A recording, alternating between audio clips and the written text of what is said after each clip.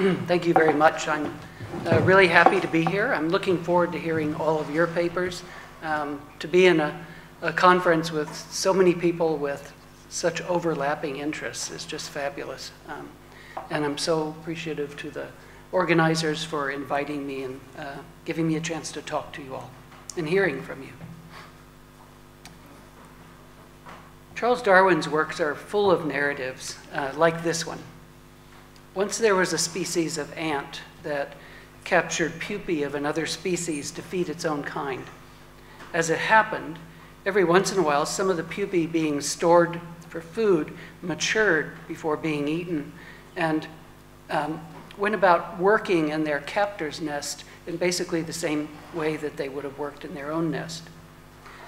There also happened to arise among the capturing species some individuals that treated the captives differently, tending more to rear them or at least not serve them up for dinner so quickly, which made it more likely that the captives would develop into foreign laborers, which happened to be a good thing for the nest, better even than the nutritional benefits of eating the aliens. Selection in favor of colonies with greater frequencies and degrees of this kind of capture and rear behavior led to the evolutionary transformation of predatory into slave-making ants. Now, I'm interested in Darwinian narratives as narratives, and that may sound vacuous ever since the literary turn or the narrative turn in the academy. It's become fashionable to see most everything as a narrative, maybe even a period or a question mark. But when I say I'm interested in Darwinian narratives as narratives, I mean that I'm interested in the ways that they're similar to the most standard examples of narratives from history and literature. Now, of course, natural selection figures prominently in Darwinian narratives. And just as famously or infamously, there's a lot of happenstance or chance. And it's this latter ingredient that I want to focus on today. Chance has a funny, conflicted role in narratives. A story starts out with a lot of possibilities, lots of things that could happen, and then proceeds to narrow the range of possibilities, usually until all are eliminated but one. Chance seems to exist in a narrative largely to be got rid of. This is a pretty standard characterization of narratives, and there's certainly something to it. But this idea of chance as ever diminishing in a narrative needs to be squared with chance as recurring in narratives, chance as relentless in narratives rather than ever relenting. What I aim to explain here is how chances can be added to chances as a narrative proceeds without undermining the function of a narrative to narrow the range of its possible outcomes on the way to narrative closure. Indeed, I'll argue chance plays an important role in making a narrative worthwhile, making a narrative worth narrating. Also, chance plays a productive role in making sense of the outcome, and by this I don't just mean that the outcome is the last chance standing. Now again, it's a common view that narratives are chance effacing. As Paul Goodman, philosopher of art, so nicely put it, riffing on Aristotle's view of plot, in the beginning of a narrative, anything is possible. In the middle, things become probable. In the end, everything is necessary. As another philosopher of art and literature, Noel Carroll, expressed it, as narratives proceed, piling up more and more causally necessary conditions, the range of possible subsequent events shrinks. Indeed, the compilation of causally necessary conditions may get so exhaustive that we treat them as jointly sufficient and predict subsequent events. And finally, Seymour Chapman, in his wonderful Story and Discourse, writes, "The working out of plot is a process of declining or narrowing possibility. The choices become more and more limited, and the final choice seems not a choice at all, but an inevitability."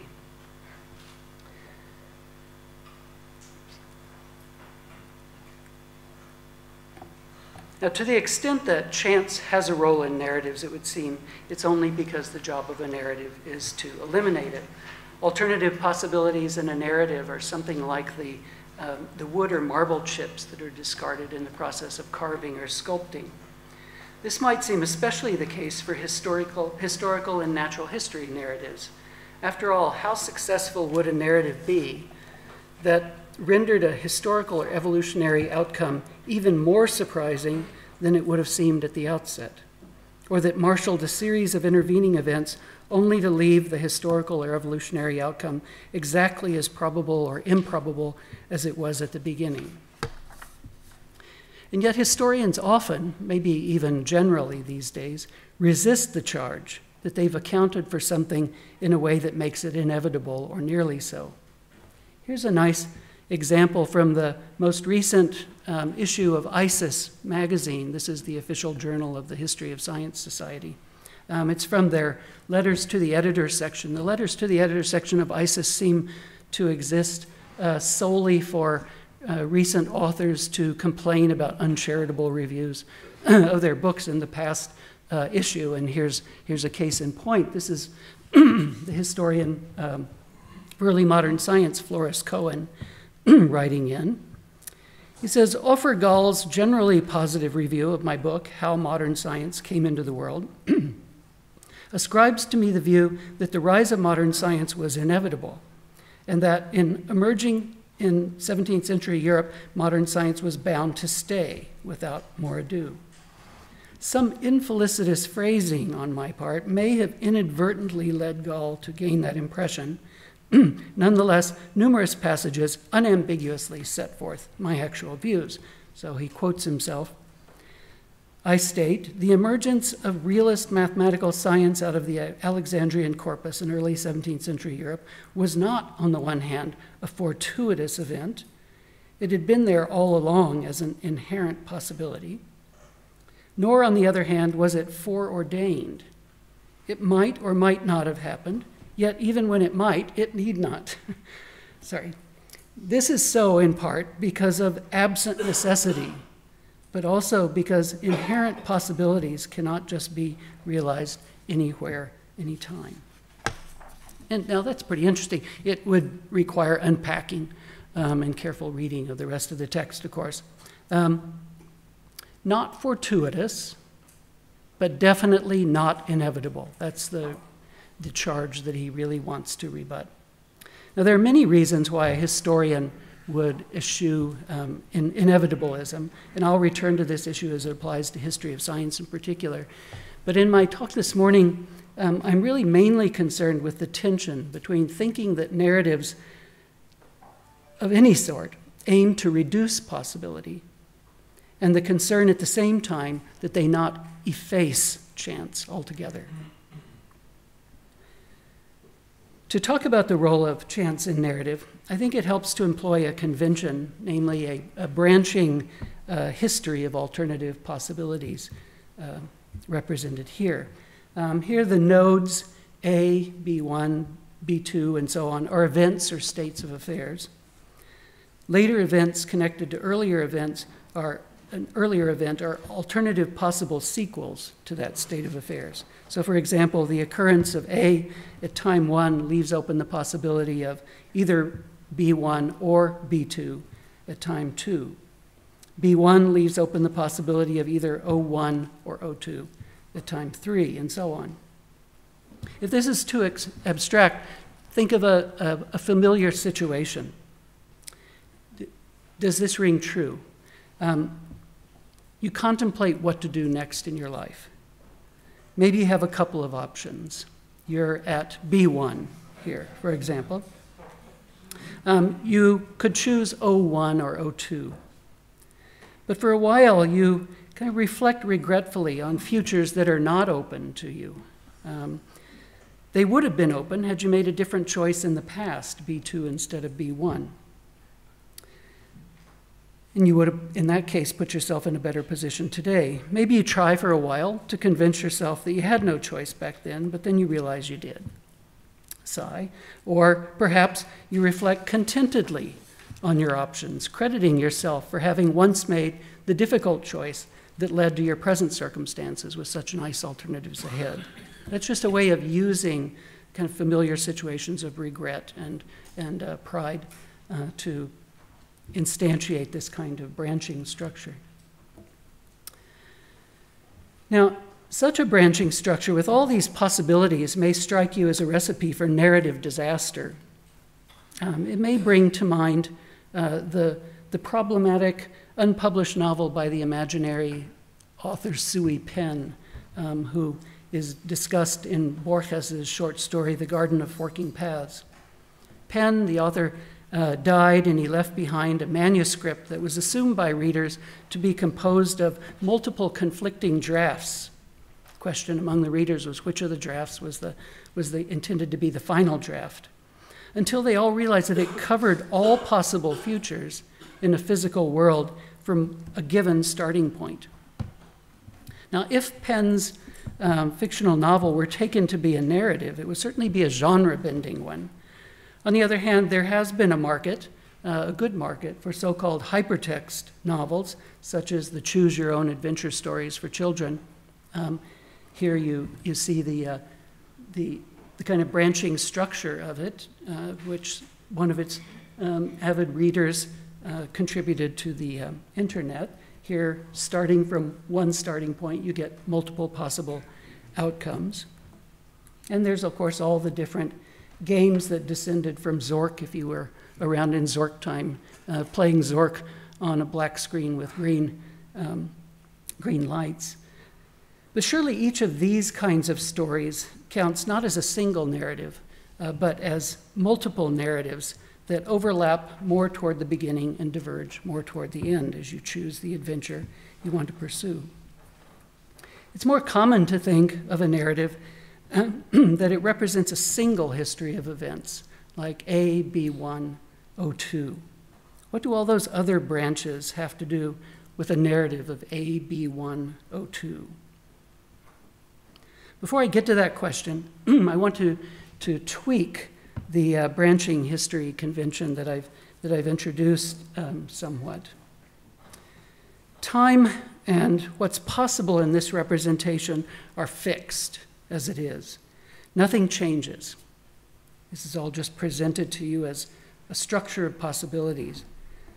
Event A is always at time 1. It's always before B1 and B2, which are in turn always simultaneous at time 2, and so on. Philosophers have long distinguished between two what they call languages of time. In one of these languages, nothing really changes.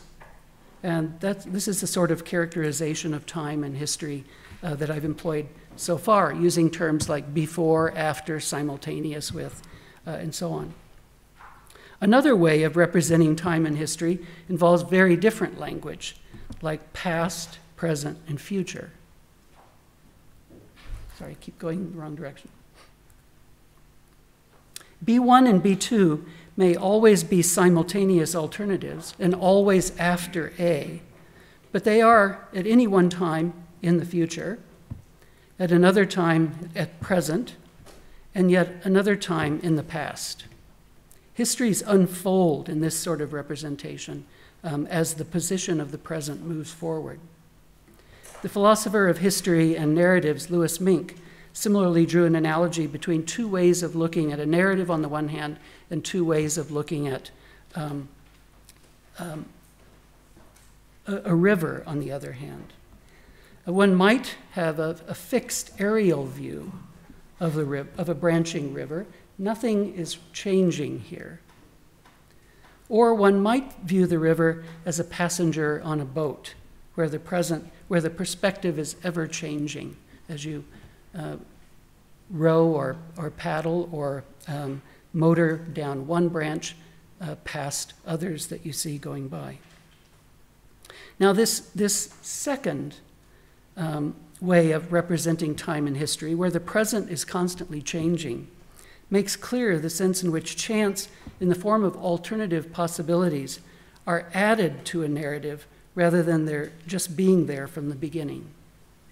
The narrative begins with two possible alternatives, here in this case from A, B1, and B2. As it proceeds by actualizing one of those possibilities, it forecloses others. B2 is foreclosed when B1 is actualized. But actualizing the one, B1 introduces new alternative possibilities that weren't there earlier. They weren't in the present earlier, and now they are. O1 and O2 are now presently possibilities. Using this moving present point of view, one might focus on the possibilities that are serially foreclosed as a narrative proceeds, the common view of narratives as chance-effacing, but one might also focus on the possibilities that are serially introduced as possibilities are foreclosed, new possibilities are introduced. But still the question arises, if A, B1, O2 is what occurs, then what do all those other branches have to do with the narrative of its path? What does the foreclosing of B2 have to do with the narrative of A, B1, O2? What does the introduction of possibility O1 have to do with the narrative of A, B1, O2? The short answer is that they make a narrative of that path non-superfluous. A single linear history without any alternative possibilities is as much a recipe for narrative disaster as a branching history with all its possibilities left intact. It's just a different kind of disaster. It's a narrative that's not worth telling, not narrative worthy. An important development in narrative studies has been a shift, in attention from the question, what is a narrative, to what merits a narrative. The technical term in the literature is tellable. A tellable narrative is one worth telling. There's so much disagreement on what is a narrative, but there's a remarkable amount of agreement on what makes a narrative worthy, what makes it worth telling. And the agreement is that the sorts of histories in fictional worlds or histories in this world, that are narrative worthy include contingent events, that is, where alternatives were possible, events that weren't themselves necessary, they were just possible, and there were other possibilities. These are sometimes referred to as turning points, in two senses of turning. First, they represent a point where a turn could be taken in one direction or another. That is to say, there are alternative possibilities. Second, the outcome turns on the direction previously taken. And I'll return to that second aspect shortly. Interestingly, yesterday in Simon's talk about myths of evolution, he spoke of what he called fulcrum points, which are basically the same as turning points, in that what happens at these points is, one, an accident, that two, redirects the course of evolution. Again, I'll come back to the redirecting aspect later and just focus for now on the alternative possibilities that exist at a turning point or a fulcrum point. Narratologist Seymour Chapman uses the term kernel for what I and others have called turning points. I don't mean to just keep introducing lots of different vocabulary, but in case you're familiar with Chapman, his turning points are others, his kernels are others' turning points. He characterizes them as narrative moments that give rise to cruxes in the direction taken by events. They're nodes or hinges in the structure, branching points which force a movement into one or two or more possible paths. Narrative theorist Marie-Laure Ryan employs the notion of virtual narratives, that is, side branches of possibility associated with the events that actually transpire and that make a narrative worth telling. As she says, some events make better stories than others because they project a wider variety of forking paths on the narrative map. Even though the story can follow only one path, the understanding of these events involves a consideration of the virtual narratives, of the unrealized sequences that branch out of the events that actually transpire. Now, these virtual branches are not necessarily narrated, but they're suggested for the reader to imagine, and the literature on how they're suggested considerable, and I wish I had more time to talk about that. But for example, what makes Cinderella a story worth telling is that there are various turning points along the way that might not have occurred, suggesting all sorts of alternatives. For example, she really might not have left her slipper behind, in which case one wonders. Right? Anything but a lazy reader, right, wonders, what's the point that she left the slipper behind? What if she hadn't left the slipper behind? And it makes the story so much more worthy of a narrative. The reason is that we need to, at each of these points, we need to be told of all the alternative possibilities that could have occurred, which of them actually transpires. That's what narratives are really good at doing. When there's two possibilities, you need a narrative to tell you which happened, because the initial conditions, the initial setup doesn't tell you that. Here's Ryan's branching representation of Cinderella's world with the actual path darkened. And there's lots of alternative possibilities that would lead to different outcomes. Here is an example, sorry for the image, an example from her point of view of an unpromising narrative structure. That's the one at the very top on the left, just a linear sort of structure. There are no alternative possibilities here that require narrative input to specify which actually transpired. A narrative is superfluous when there's no need to specify what happens next. And there's no need to specify what happens next when it's completely determined by what happened previously. One could, for example, narrate the path of a billiard ball into the corner pocket, beginning at the time when it was hit by another ball traveling at in a certain direction and a certain velocity. It went there, then it was there, then it was there, and then plop. Surely a more appropriate way of accounting for its path would take a very different form, that of an argument with premises and a conclusion. The conclusion of an argument is very different than the conclusion of a narrative. In this case, the premises would include laws of motion and impact and initial conditions from which the ball's trajectory could be derived. The narrative then would not add much, if anything at all.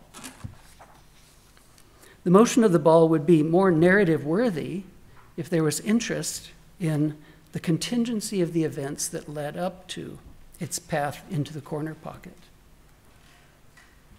For example, the bartender kept watching, interested in the game. For a small town pool room, a $10 bet is a large one, and eventually a few of the town regulars began to drift in. Then after a while, the two men were playing for 20, and it was getting late in the afternoon and they were still drinking, another one after each game or so, and the younger man was getting drunk and lucky. He was beginning to win and he was high and strutting, beginning to jeer at the other man in earnest. A crowd had formed around the table watching. And then near the end of the game, the 14 ball was in a difficult position on the table, 3 or 4 inches from the rail between two pockets. Eddie stepped up to the shot, drew back, and fired. Now, what he obviously should have done was to bank the 14 ball off the side rail across the table into the corner pocket, but instead the cue ball hit the rail first, and with just enough English on it to slip behind the colored ball, caught the 14 squarely and drove it into the corner pocket. The history of the events leading up to the 14 ball falling into the corner pocket is embedded in a broader branching history of possibilities that include Fast Eddie Felsen choosing a different strategy, or striking the ball in a slightly different direction, or with slightly greater force or spin. Given the alternative possibilities, the narrative has a non-superfluous role to play, indicating what actually transpired. To take a different sort of example, one might well represent Darwin's conversion to evolutionary thinking and his subsequent discovery of the idea of evolution by natural selection in terms of arguments whose premises include the evidence that he collected on the Beagle voyage and further observations and evidence that he collected back in England, along with the rules of reasoning that he employed. The conclusions would include claims about descent with modification and evolution by natural selection, and accounts like this might be perfectly appropriate in some circumstances, for example, in critical thinking classes or in biology textbooks, and so on. What would make Darwin's conversion and discovery narrative-worthy instead, or in addition? Again, it would be an interest in the contingencies leading up to the outcomes. In this case, the contingencies surrounding the evidence he collected. Contingencies concerning which rules of reasoning of those available that he adopted. Of course, the golden contingencies among historians of the Darwinian Revolution was the invitation to him to join the Beagle voyage, and the platinum contingency was his acceptance, which is historians like very much to emphasize might well have been nixed by his father, the doctor's disapproval. It was the chance of a lifetime. The church could wait. The ship was due to sail in a month. He blurted out to his sisters that he would accept the invitation. All he had to do was convince his father. Charles forced himself up to bed, dizzy with anticipation. By the next morning, his sisters had briefed the doctor. His refusal was a cruel blow, and neither Professor Hinslow's nor Peacock's endorsement would budge him. It was further evidence of his son's aimless preoccupation with enjoying himself. The voyage would be a useless, dangerous distraction. The unsettling years in the company of sailors would taint Charles and spoil him for the church. It would ruin his professional chances again. No, the whole plan looked reckless, and Susan, Caroline, and Catherine agreed. Only Uncle Jos came out in favor of the voyage, followed by Aunt Bessie and the cousins. They were all emphatic. Charles must go. His father would surely listen now. He always trusted Jos's judgment. A jittery Charles sat up that night, drafting a reply with his uncle. For his part, Charles begged one favor, just this, a decided answer, yes or no. And then he retired for the night. He tossed and turned, his mind like a swinging pendulum, moving back and forth between his indulgent uncle and awesome father. Early the next day, the reply went off post-haste, and Charles went hunting. Scarcely had he shot his first bird before Uncle Jos sent word to the field. The doctor had relented. As for Darwin's own narratives, one of his typical strategies in accounting for complex organic traits was to first acknowledge that it was difficult to imagine how it could all come about by piecemeal upgrades rather than all at once by some kind of divine fiat. Then he would propose an intermediate step or two along the way. But it was not just the stepwise nature of his accounts that made them narrative-worthy. It was, in addition, the contingency of the steps. We tend to emphasize Darwin's insistence on the contingency of new variations, what we'd now call mutations. For Darwin, new variations or mutations were a matter of chance in the sense that whatever their causes, and surely they were caused, those causes had nothing to do with whether the new variations would be beneficial or not. But there are similarly understood contingencies galore in Darwin's work and in the Darwinian tradition. There's chance changes in the physical environment, surely changes that have some sort of meteorological explanation, but changes that have nothing to do with whether they would benefit the species involved. Chance fluctuations in the numbers of other species. And a huge emphasis on chance dispersal of members of a species to far distant islands, a source of chance and contingency that remains extremely important to the present day in biogeography. Darwin's account of the evolution of slave-making ants is characteristic in these respects. He begins by acknowledging how remarkable are the behaviors involved and admitting the difficulty of in imagining a sequence of improvements that could transform an otherwise normal species of ant into one like Formica rufescens. Quoting Darwin concerning the character of this ant, it's absolutely dependent on its slaves. Without their aid, the species would certainly become extinct in a single year. The males and fertile females do no work. They're incapable of making their own nests or feeding their own larvae.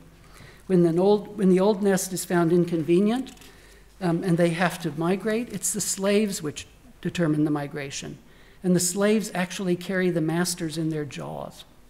What can be more extraordinary than these well-ascertained facts? Now, how do you get from normal ants to ants that are just abjectly dependent on their slaves in this way? Then he mentions there's an intermediate form I can tell you about. As he goes on to say, immediately, if we had not known of any other slave-making ant, it would have been hopeless to have speculated how wonderful an instinct could have been perfected. Now, the other slave-making ant that provides the clue is Formica sanguinae, whose reliance on their slaves had not evolved to such an extreme. Various observations of F. sanguinae suggested to Darwin a hypothetical narrative that began with a non-slave-making species facing a whole cluster, conjunction of contingencies.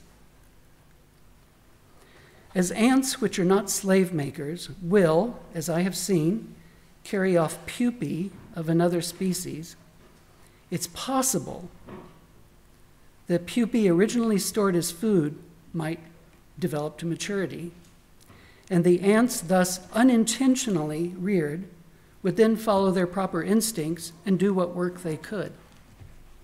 If, as he often uses if, as if by chance, their presence proved useful to the species which had seized them, if it were more advantageous to this species to capture workers than to procreate them, the habit of collecting pupae originally for food might by natural selection be strengthened and rendered permanent for the very different purpose of raising slaves.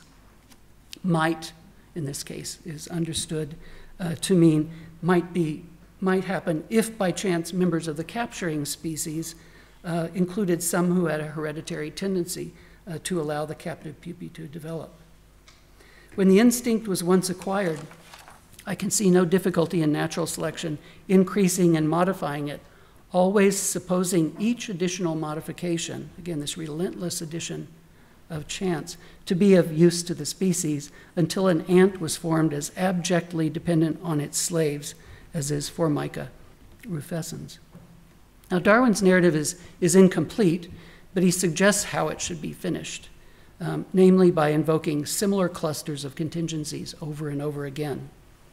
This really is relentless chance, not ever relenting. But it's narrative worthy, even if the full narrative could only be promised by Darwin. The sort of history that requires a narrative, as I've been trying to argue, is one that involves chance, and hence you need a narrative to specify what happens from stage to stage. But chance can also play a more productive role in a narrative. The branching history of possibilities within which the actual history is embedded lends a sense of causal connection to the events of a narrative, and a very common sense of cause, usually attributed to Hume, but one that figures prominently in science and philosophy. Namely, to say of an event that it caused another is to say that the second would not have occurred without the first. Right? So a cause makes a difference. Right?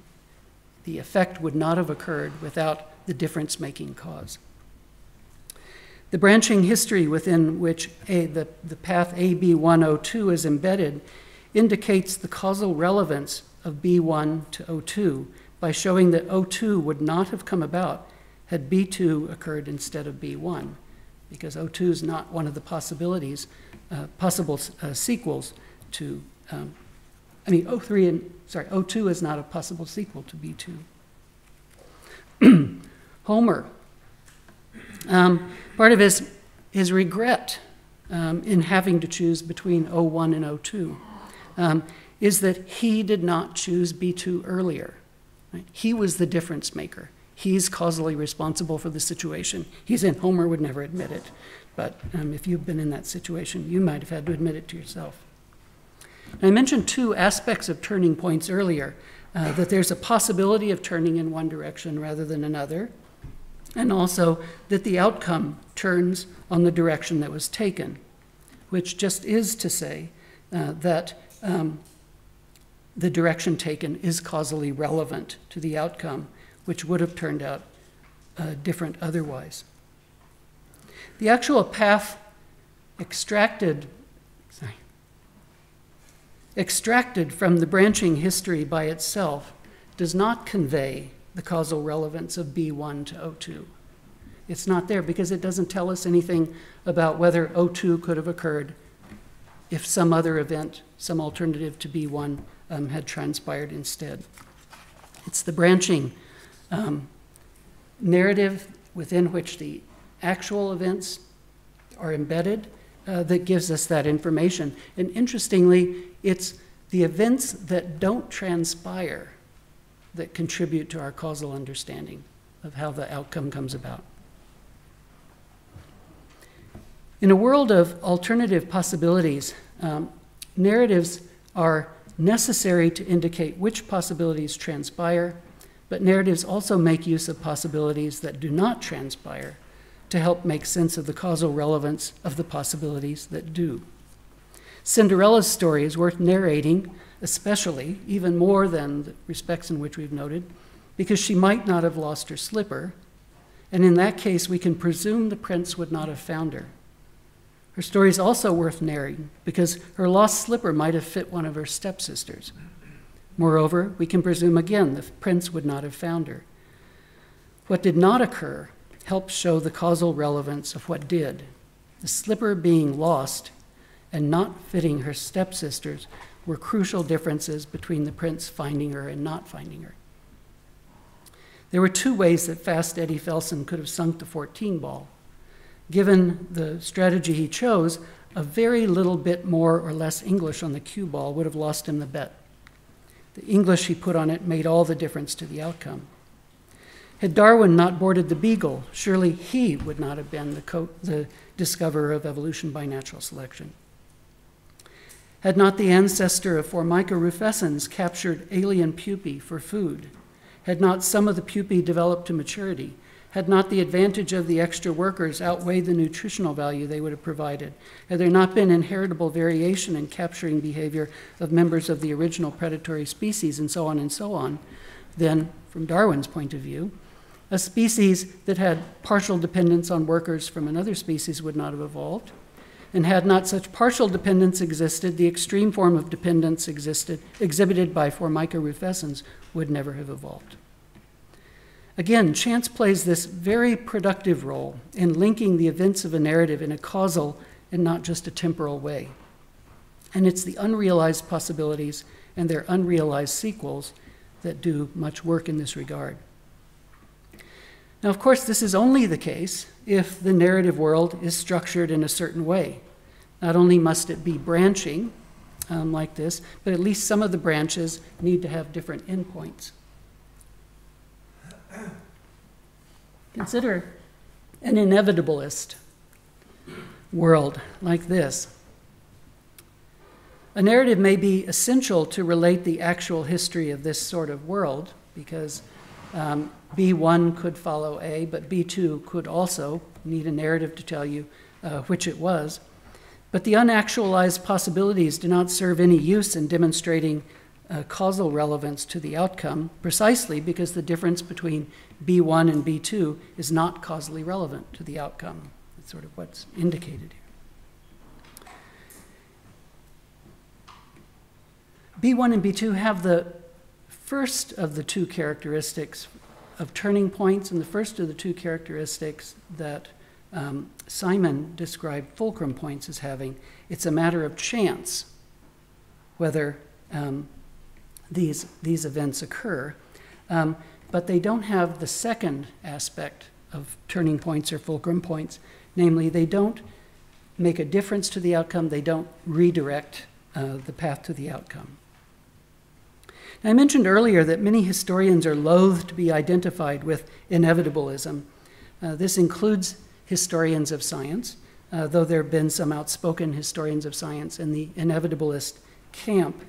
Consider the viewpoint of the historian, again, of early modern science, Charles Gillespie. If Newton had died in infancy, the planets would still move subject to the inverse square law of gravity. Although no one else would have written the Principia, it could be argued convincingly that others would then or soon have written down everything in it that really mattered to later physics. Much the same is true of nearly all the great contributions to modern science. It's probably this kind of position that Florence Cohen, whose letter to the editor I showed you earlier, was trying to distance himself from. And one has to wonder what would be the point of a narrative history of early modern science if Gillespie was correct. Why not present a scientific discovery, an inevitable scientific discovery, instead as the conclusion to an argument based on evidence and rules of reasoning, rather than an inevitable outcome of a narrative? An inevitabilist historian might respond that while the outcome of his or her narrative is not contingent, the path leading up to it is. That O1 was reached by A, B1, and then O1 in that order, and not A, B2, and then O1. And it may be that the actual path among several possible alternatives to a singular outcome is what interests them, in much the same way that it's not Oedipus's inevitable killing of his father and marrying his mother that merits a narrative account, but rather that it happened in this way rather than that. An evolutionary biologist might say the same about the contingent pathways leading to an inevitable, what they take to be an inevitable convergence, evolutionary convergence.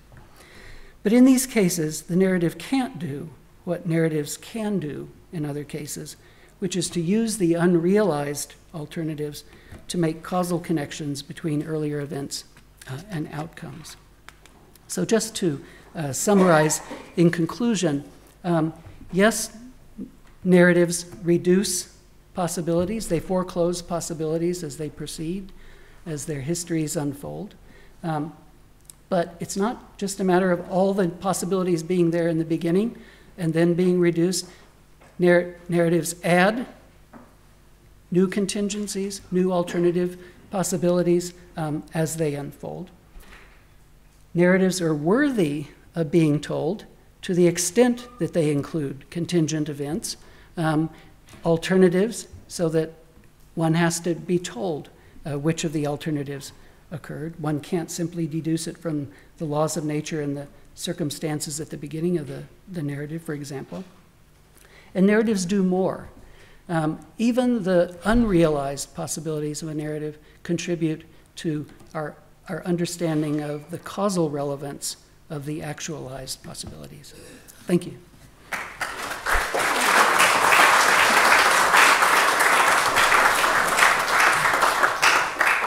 Thanks very much for that rich, nuanced talk, John.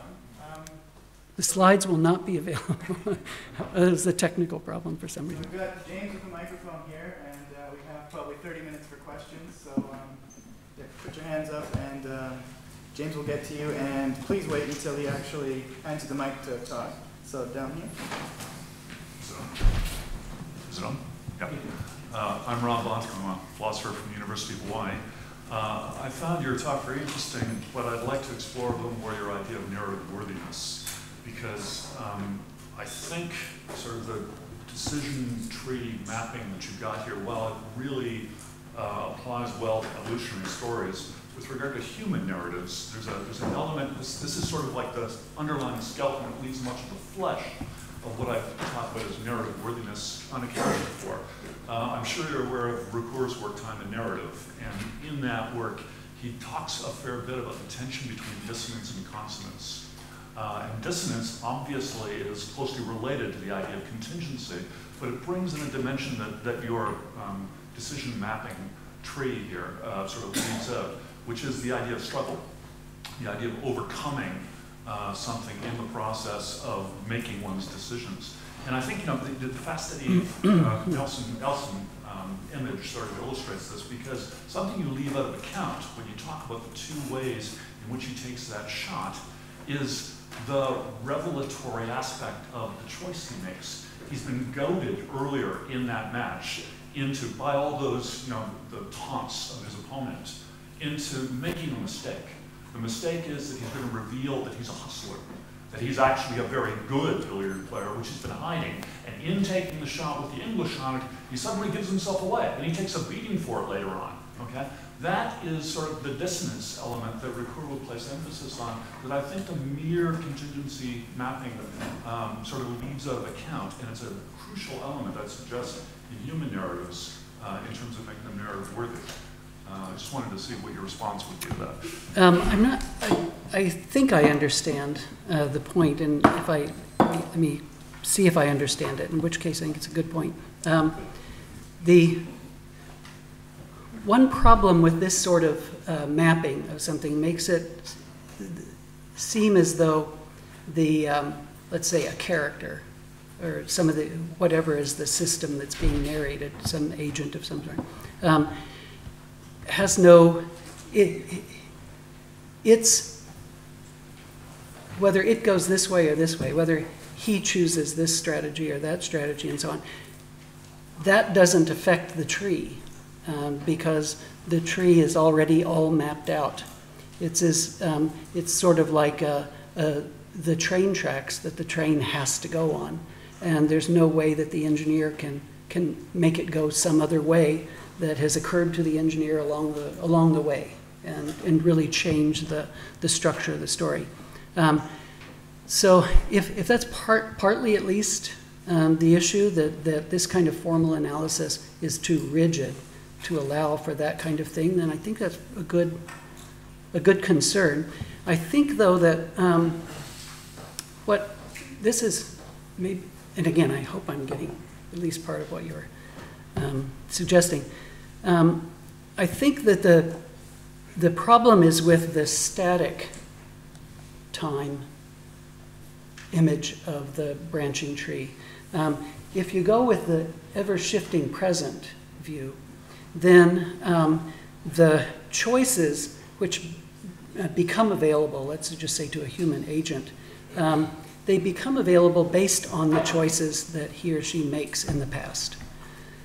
So chance, and I wanted to talk a little bit more about this because I think evolution by natural selection does proceed this way. Natural selection changes the field of possibilities on which it works. So by virtue of increasing the frequency of a particular trait, it increases the possibility that another trait will actually arise for it to be selected. Thomas Hunt Morgan put it in a very kind of crude, but I think simple way. The sort of prototypical elephant, or the proto-elephant had a slightly longer proboscis, and that was advantageous, and natural selection made it the common trait.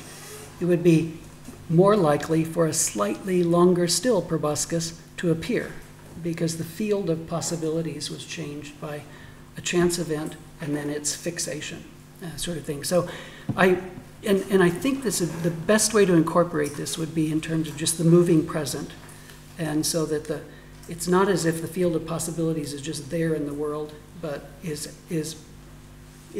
emerging on the basis of past actions and past choices. Can I focus on something that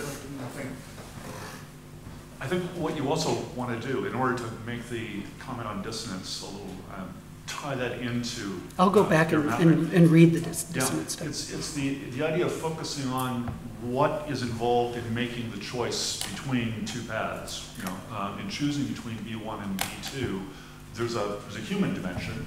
Pride can get involved. You know, the whole point of the moral of the story is to explore what caused the person to choose B1 and make the mistake of choosing B1, rather than just the availability of B1 as opposed to B2. I mean, an interesting story using Darwin's own case, a much more interesting story than is going on to the Beagle, I think, is the publication The Origin. It's suddenly the appearance out of the blue of Alfred Russel Wallace's short draft that causes him all this moral conundrum What exactly does he now have to do? You know, lose all the last decades of work, or sacrifice his integrity as a scientist by refusing to share credit with Wallace and all the rest? And you really get into the struggle over the choice he has to make between B1 and B2. And that's an important element, I think, that needs to be grafted onto what you know. I'll work on that, because it is important to me to push as hard as I can to see what Darwinian narratives have in common with all other sorts of narratives. It is common for narratologists to point to, when they're talking about the alternative choices that a character has at any particular point in a narrative, something to take into account that's out of control necessarily of the character is other people's actions. So, for instance, Alfred Russel Wallace sending this note to Darwin on this particular day. That's Darwin could have had his mind made up, but then all of a sudden there's a choice to be made that he hadn't anticipated. Yeah. Craig up there, and then Peter, and then it's coming in blue.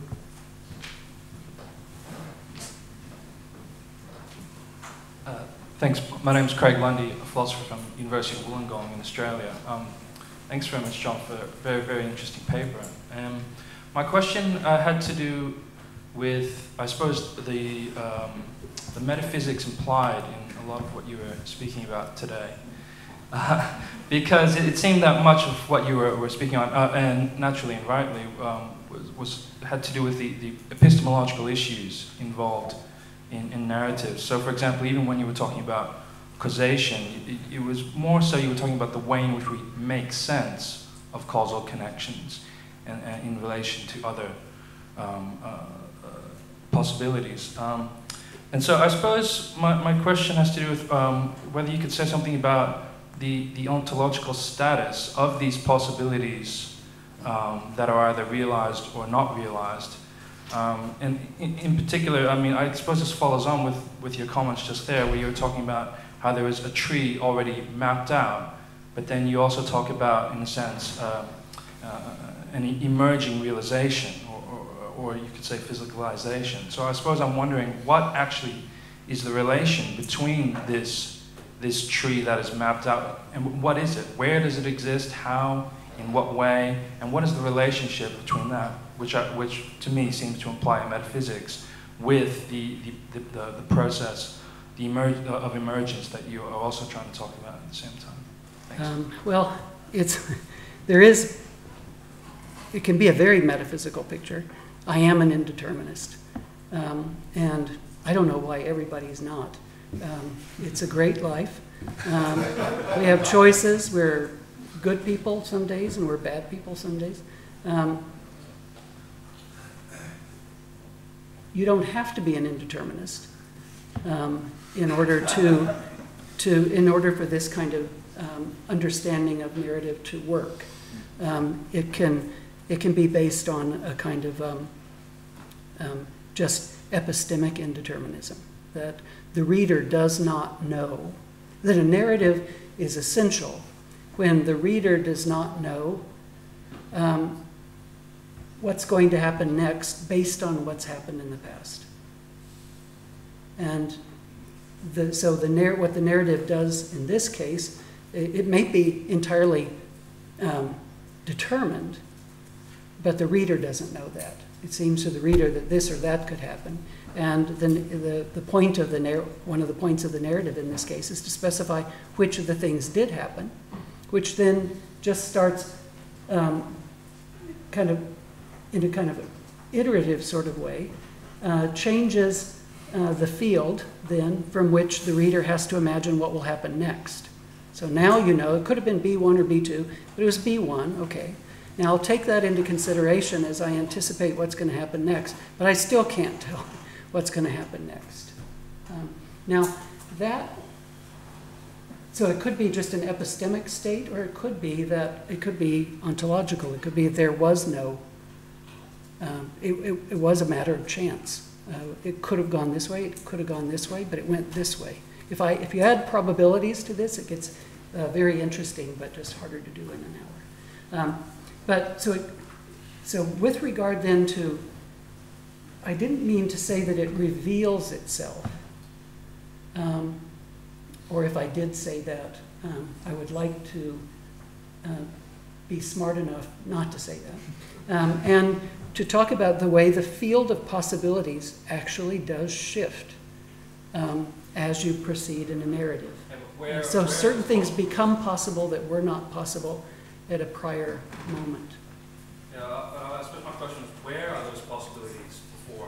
What is the status of their existence, to put it simply? Where do Or in what possibilities way, or exist? how? Yeah. Yeah, it's easier to talk about, well, a possibility has a time and place written into it, inscribed into it. So we're talking about what's possible in the kitchen at 7 o'clock, right? And an alternative would be something else that could occur in the kitchen at 7 o'clock. So I'm talking about what's possible in localized, in very specific local places. I mean, to the extent that these are particularized narratives. Okay, Peter, and then here, and then Great. Well, thanks, John. It's a terrific paper, and I've got a lot of questions, and I'm going to be disciplined and ask just two, if I may. Look, the first is a fairly technical one, which we can possibly postpone discussion of, but it's to do with a counterfactual account of causation, which I think is a promising way of understanding causes, but as I'm sure you know, it has known problems, and the formulation of had not A occurred, then B would not have occurred, as the problem of the inability to distinguish between conditions and causes. So, had you not been, having not been struck by a meteorite on the way to the lecture is a condition of your being here, but it's not a cause of your being here in a strong sense. So, I guess.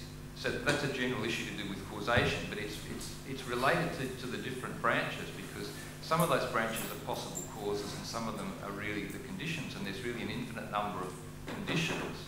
So that's really a technical question, and I'd be interested in your take on that general account of causation and how it relates to this story, because we think about what Simon was saying yesterday, or that general thing about how an asteroid had a significant impact on the history of evolution. Was that a condition or a cause of what followed? So that's the first question, which you can plead the fifth on if you wanted. But look, the other question is it's sort of related to Craig's question. And so you've talked about narratives in the fictional context, and you've talked about narratives about the evolutionary story, and you've talked about what actually happens in evolution. And I'm just wondering about how will those three things connect. So to put it into a simple question, and it's to do with perhaps the distinction between what happened, an explanation of what happened, and what makes for a good story about what happened. And what I couldn't quite get, if we take the Darwin case of the ants, is it inevitable that any kind of interesting account must have these particular narrative structures, or is it that that's actually what happened? Do you get the sense of the question? So I guess I'm asking whether there's an inevitability about any diachronical story that it must have those features and we can't escape it, and that will constrain how we tell any story about evolution, or whether you generally think evolutionary stories have those features intrinsically, and that's why we see them in the narratives about them. Let me start with the second. I don't think there's anything intrinsic to evolutionary history that always makes it narrative worthy. I think I wouldn't argue with Simon about this. I wouldn't say you're right about the inevitability of evolution, and no, you think you're right about the inevitability of evolution, but I think I'm right about the contingency. I mean, there are going to be evolutionary episodes where contingency figures prominently, and there's going to be episodes where just given the circumstances of the case, you could have predicted, say, a convergence, or you could have predicted that three different lines would evolve in three particular different directions. You know, you can do that, but I don't see how you could say, oh, it's one of these kinds of debates so common in biology, where you argue about how often things are the case. And people take polarized positions on this because it's much more interesting to argue that 99% of the time it happens the way I say and 1% your way. It's more interesting to have that argument than to say 45% of the time it happens the way I say it, 55% your way. So I wouldn't say, no, evolution is just intrinsically the kind, evolutionary histories are intrinsically the kinds of things that are narrative worthy. So Simon was talking yesterday about situations where he didn't talk about giving a narrative account of evolution on one of these mythical planets. He talked about taking principles, physical principles, chemical principles, some kind of lifelike principles, and initial conditions, and calculating basically what the outcome would be. Surely there are cases where that's a more appropriate account than a narrative account, where a narrative account would be superfluous. So when you say, does any kind of account have to have these? Certainly not. There are accounts that are, in certain circumstances, better than narrative accounts, that make a narrative account superfluous. Now, with regard to what I mean by causation, you're right. There's, I wouldn't say, well, you're right that there's two very different conceptions of causation that are being taken very seriously right now. One is the difference-making conception of causation. You call that conditions, but lots of people would call that causation. It's just causation of a different sort than causes as productive of their outcomes. And causes that produce their outcomes rather than causes that are necessary conditions for their outcomes. The metaphysics of that is just very hard. I think it's a kind of the best attempts have been sort of process metaphysics, and I think what is appealing to that kind of notion of cause, what that would be from a historian's point of view, is that it stresses the locality of causes. So that if I say, if I'm trying to explain why did this closed container explode in my kitchen at this particular time, on this particular day, if I give a productive causal explanation of that, I'm not going to talk about closed containers on Mars. And I'm not going to talk even about closed containers in the house next door.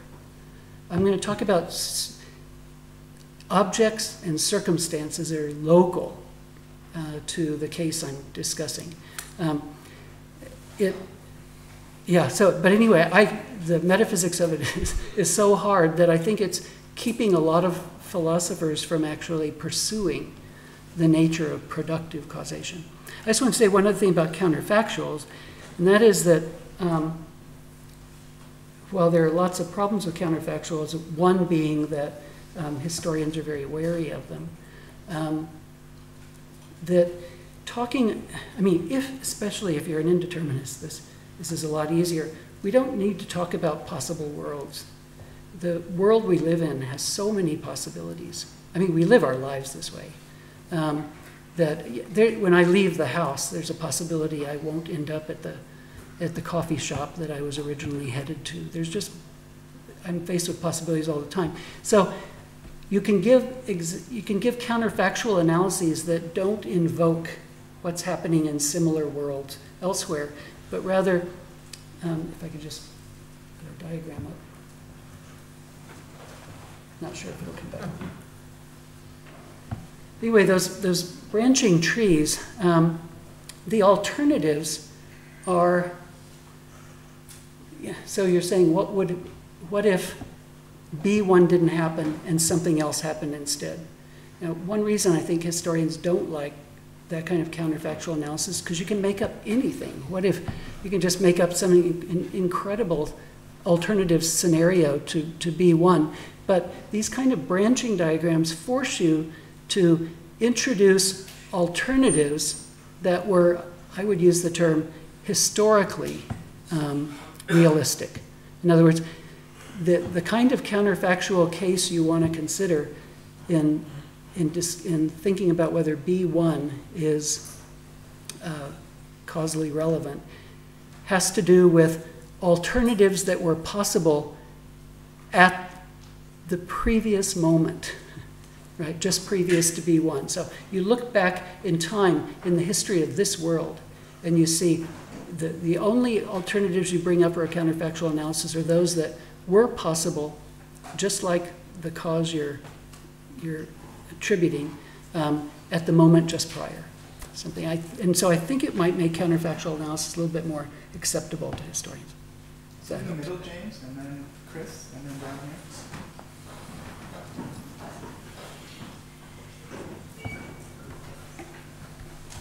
Hi, so my name is Hugh Desmond. I'm a PhD student at the KU Leuven. So thanks for your talk. I'm also very sympathetic to your general approach to possibility without necessarily invoking many world semantics. But I actually wanted to ask a question continuing on the connection with explanation. So at least according to a certain understanding of chance, chance is somewhat antithetical to explanation. I'm kind of thinking of Aristotle's example. You go to the market to hear an oration and you happen to encounter your debtor. There are two events there, two processes. They're not really related. One doesn't explain the other.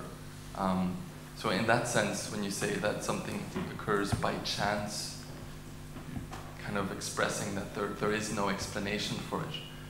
So going then towards evolutionary explanations, I'm wondering then, well, what precisely is the role of chance here? Because my suspicion is that, they're contrastive elements, both in narration and in evolutionary explanations, but I wonder if the role would be different, because let's say something that occurs purely by chance would not be an explanation at all. So what do you think of the possibility that that biasing explanation, so that one event biases another to happen, that's somehow essential to evolutionary explanation, so that you need some notion of probability as well as a middle notion. Right. So the way to, really answer you properly would be to start adding probabilities to these branches. So at time B1, at event B1, it leaves open the possibility of O1 and O2, but with different probabilities. So B1 it may be the case that B1 having occurred, O1 is about 90% likely to occur, but there's a 10% chance that it could be O2 instead. So there can definitely be biasing in that way. Now, just because we haven't reduced the difference between O1 and O2 to 100% to 0, just because there's still a possibility that each one might occur, doesn't mean there's no account of O2. B1's occurrence makes O2 possible. B2's occurrence would have ruled out O2. And that's part of the explanation. In other words, what preceded the event we're trying to make sense of were events that allowed the event we're trying to make sense of. And it could allow it in a biased kind of way or not in a biased kind of way. So we can't say why O1 rather than O2 occurred if it's 50-50 or something like that. But we can say why O1 or O2 rather than O3 or O4 occurred if we knew that it was B1. So there's a lot of work for explanation still. So Chris, and then I've got two more people on the list, and that's probably going to do it. So, okay. Chris. Hi, Chris. I'm working in King's College London on philosophy. Thanks again for an amazing, stimulating talk. I think I'm going to restrict my question to a clarification, but just to mention, you remind me of Mallarmé's phrase that poetry is chance defeated line by line. Sort of think I'm going to go away and think about that. My question about clarification is what you meant by a promising narrative. I'm interested in your distinction between the conclusion of an argument from first premises. Maybe just could you develop what you meant by a promising understanding, and are you talking about a kind of first promises of an understanding which might lead to a conclusion? What do you mean by promising? Well, that term was Marie-Laure Ryan's, and it's a narratologist named Marie-Laure Ryan. She's one of the ones who's very interested in this notion of turning point and embedding actual histories into virtual histories and that sort of thing. So I'm not sure I can. So all I can do is give you my best guess about what she means by promising, and that is, it's a structure that promises to be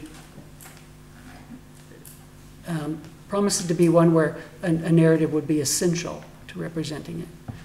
Right? That's the kind of promising structure.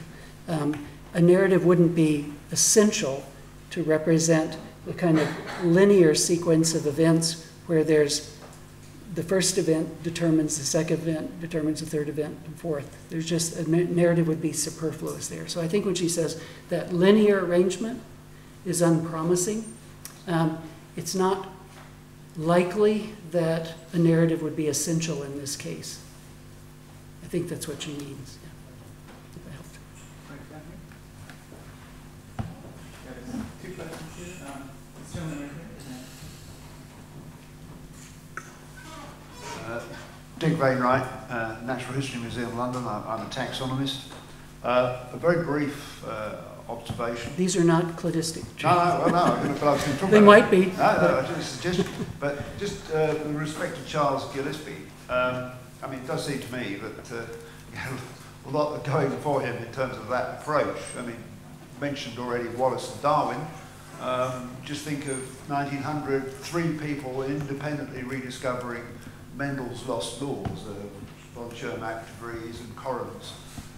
So, you know, these things, there is a certain inevitability, I think, about the course of science. If you don't discover it, somebody else jolly soon will, and it's usually more or less at the same time.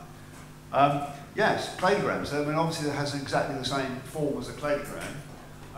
If you then enrich it, think of it as a phylogeny, not as a phylogeny is unfortunately misused these days, but a proper phylogeny, that will then include extinct branches that occurred between A and B1, between B1 and O1, and so on and so forth. So those are real events which you may or may not know about, depending on the fossil record, blah, blah, blah.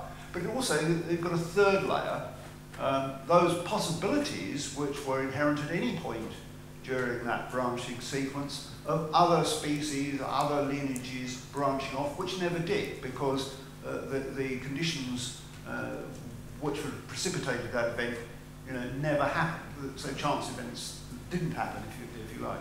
So if you think about, just a suggestion, is it helpful to your cause to think about that in those ways? Because if you take it as a cladogram, you know, which is just extant species, O1, O2, O3, O4, etc., B2 is entirely necessary to the existence of O3 and O4, and likewise B1 to O1 and O2. And so on. But when you get down to the level, the third level of things that could have happened but never did, then you're talking about the very things you're talking about. But that gives you, but if you then think about extinctions as well, this gives you 3 layers, if you like, of coming at that problem of causality.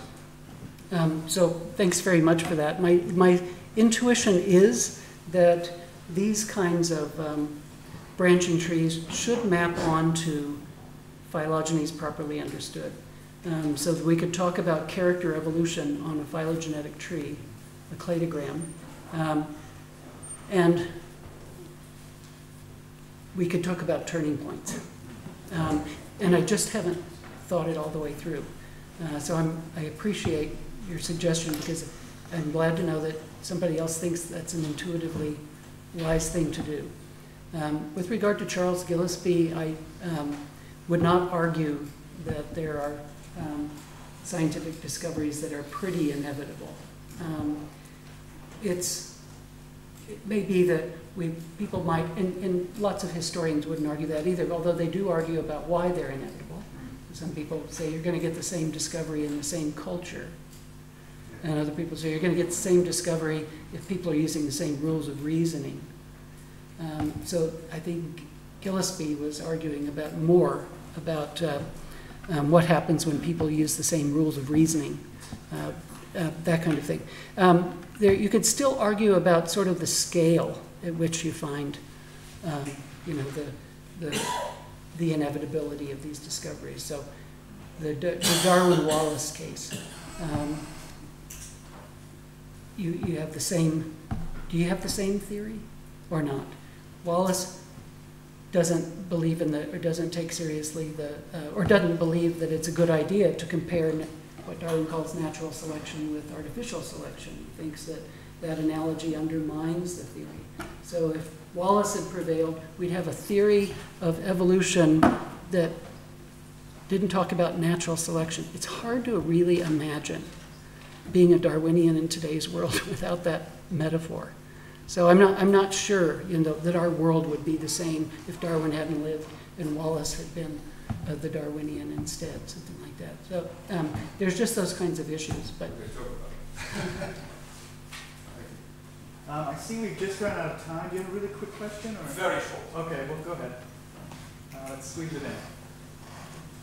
My name is Herman Philipsen from the University of Utrecht, philosopher. While I was listening to your interesting talk, I asked myself again and again whether you are an essentialist about narratives or whether you think that the concept of a narrative is a family resemblance concept. So this is my very brief question. I'm not. Answer? Yes. No. I don't really have a view on what a narrative is. So I don't know. I can't say yes or no whether I'm an essentialist. Again, I think a more interesting question is, what is a narrative good for? Now, you might think, well, you have to have a view of what narrative is in order to answer the question, what is a narrative good for? But I think for some kinds of accounts, some kinds of representations of the world or explanations, narratives are essential. I think when there are alternative possibilities in the past that could have happened, and alternative outcomes that turn on those possibilities in the past, you need a narrative to tell you, to specify what actually happened, to reset the field of possibilities, go on. So I'm interested in what makes a narrative essential, without answering the question, what is a narrative?